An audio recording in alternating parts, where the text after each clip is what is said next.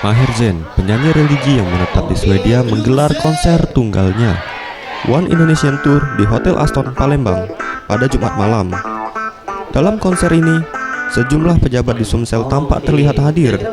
Bupati Lahat Saifuddin Rifai, anggota DPR RI Dodi Reza Alex Nurdin, serta ulama Syekh Ali Jaber.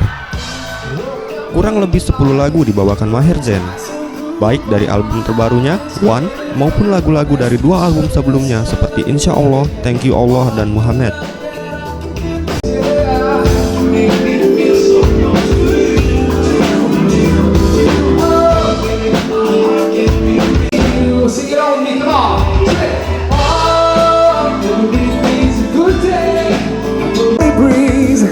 Love how we can revive my soul. I'm so glad to be surrounded by the people I know. Many things that I've been through, many things, yeah, make me feel so close to you. Dalam konser tunggalnya ini, Maher Zain juga mempromosikan album terbarunya yang dirilis pada Februari lalu, bertajuk One. Di dalam album barunya ini ada 15 lagu baru bertemakan religi, dengan 2 single yang cukup populer di Indonesia, yaitu The Power dan Medina.